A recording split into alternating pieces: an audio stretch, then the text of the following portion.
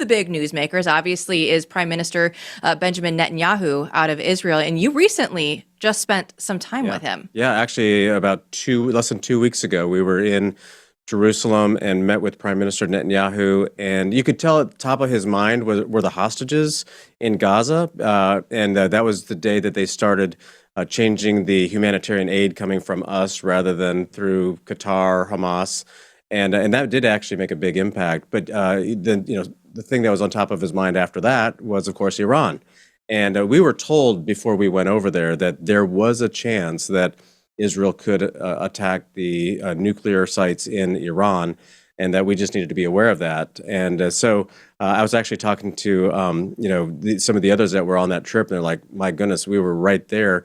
But Iran cannot have a nuclear program.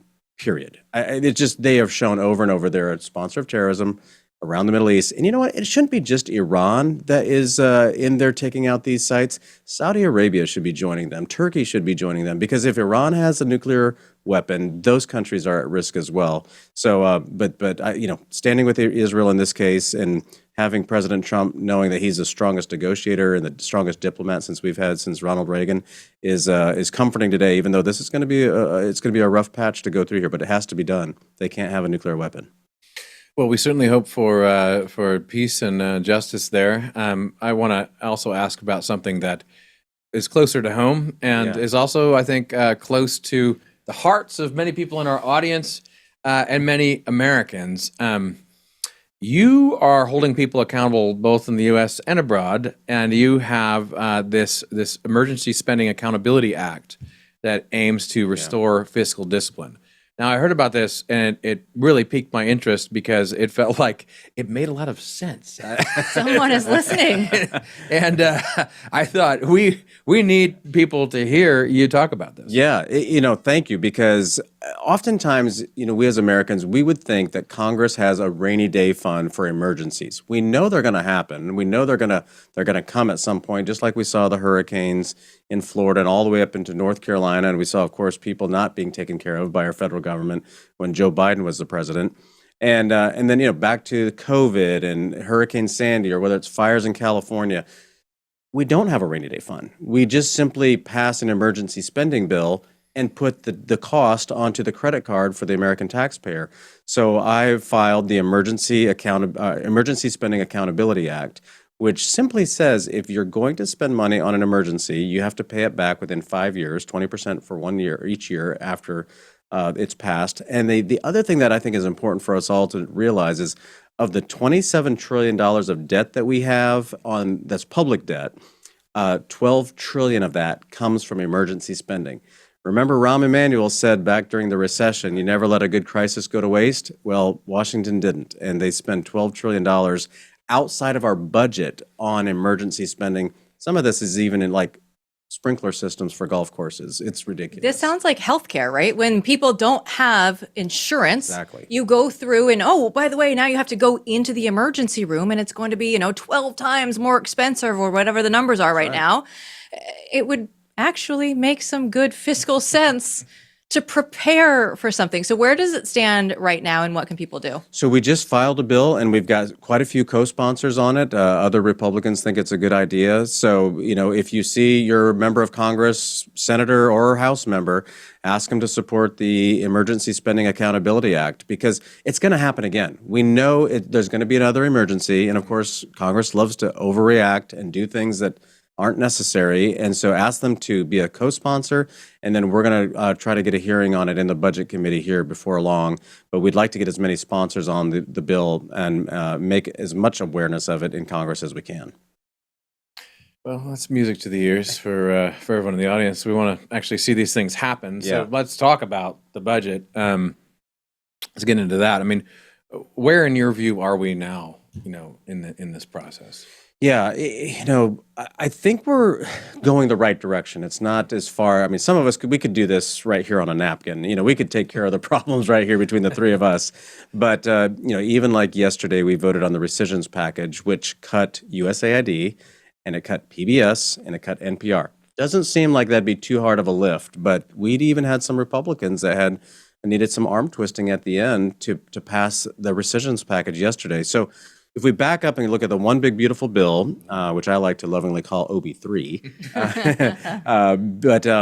we got that passed in the House, and that is really more of a tax bill. There's some spending in there for the border and also for the Golden Dome, which is really critical because China is building up an intercontinental ballistic missile inventory like we have never seen. And so Golden Dome is going to help protect the country and allies with a country like China. But then now it's in the Senate, and I think the Senate, there's senators that are trying to even take it further and more spending cuts, more reductions, and letting the American people keep more money in their pockets rather than it coming to Washington, D.C. So between that, what DOGE is doing, and what the rescissions packages are, I hope that's the first of many rescissions packages that we see, because Department of Energy has places we can cut. There's even Department of Defense. There's places in our Defense Department.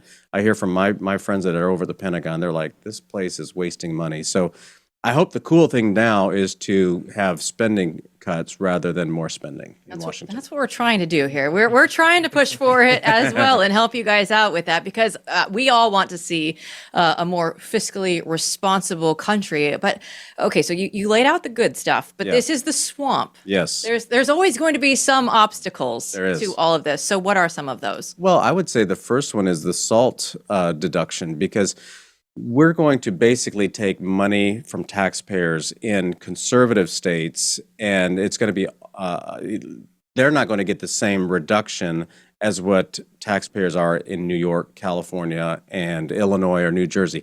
I honestly believe that these liberal states are what is ruining the country. Let me give you an example. On Medicaid, that's another place that we could find a lot of savings.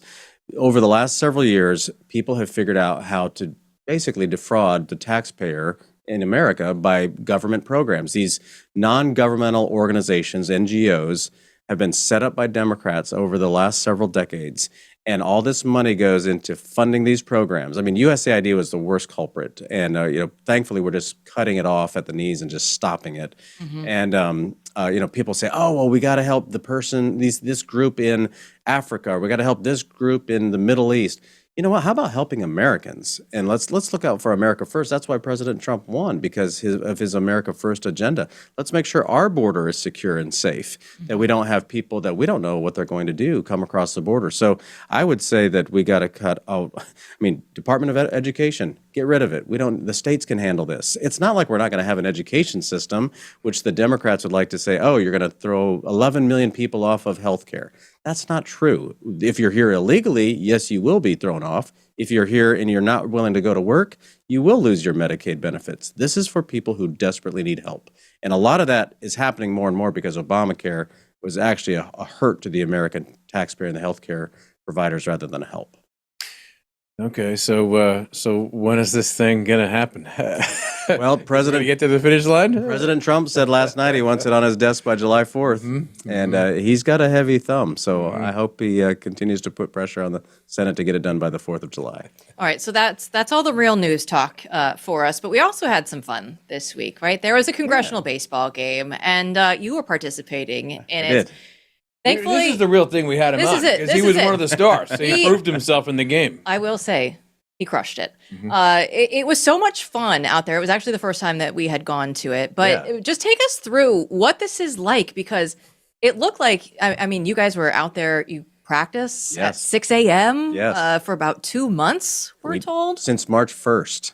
Roger Williams is our coach from Texas, and he cracks the whip. That's a lot of time to put in. So just take us through all of that. Because it sounded to me like one of the healthiest things I'd heard about America in the last few months was the fact that you guys were practicing like this. Yeah, but I mean, baseball's all American. Even though I come from the Hoosier State, where I got to throw a plug in for the Pacers. Let's here. go. Oh, yeah. Yeah, go GM Pacers. is one of my good buddies, Oh, so we're all on board. Good. Yeah, I make him cheer for him too. Don't worry. Well, but this congressional baseball game is a long history. In fact, it was only canceled a couple of times during World War II era.